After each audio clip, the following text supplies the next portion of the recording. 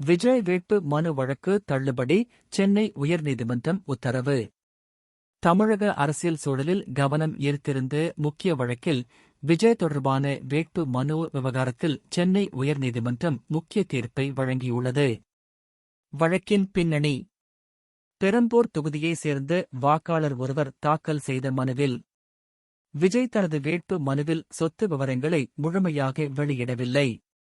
குறிப்பாக தனது மனைவிக்கு ரூ. 12.60 கோடி கடன் வழங்கியதாக கூறிய விவரம் சந்தேகத்திற்குரியது.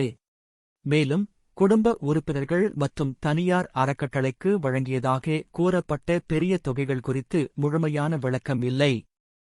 இந்த காரணங்களால் இது தேர்தல் நடைமுறையை பாதிக்கும் மோசடி என ஆய்வு செய்ய வேண்டும் என்று கோரப்பட்டது.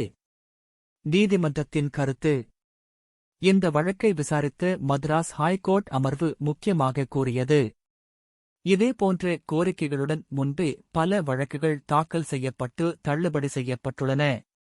தற்போதைய மனு விசாரணைக்கு ஏற்றதாக இல்லை. சட்ட ரீதியாக இந்த வழக்கு தொடர தகுதி இல்லை. இதனால் வழக்கு தள்ளுபடி செய்யப்பட்டது.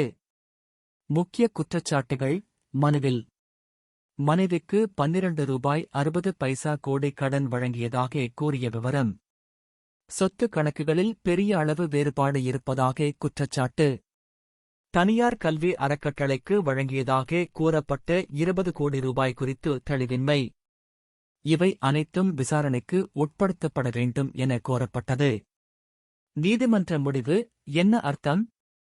இந்த தீர்ப்பு: வழக்கு தொடரப்பட்ட குற்றச்சாட்டுகள் தற்போது சட்ட ரீதியாக முன்னேறாது. வேட்பு மனு விவகாரம் குறித்து உடனடி விசாரணை இல்லை. ஆனால் இதுபோன்ற விவகாரங்கள் அரசியல் விவாதங்களில் தொடர்ந்து பேசப்பட வாய்ப்பு உள்ளது. முடிவு: மദ്രാஸ் ஹைகோர்ட் வழங்கிய இந்த தீர்ப்பு தேர்தல் தொடர்பான வழக்குகளில் சட்ட நடைமுறையின் முக்கியத்துவத்தை எடுத்துக்காட்டுகிறது. அரசியல் தலைவர்களின் சொத்து விவரங்கள் குறித்து வெளிப்படைத்தன்மை குறித்து மீண்டும் கவனம் ஈர்த்துள்ளது. மேலும் அரசியல் அப்டேட்களுக்கு தொடர்ந்து இணைந்திருங்கள்.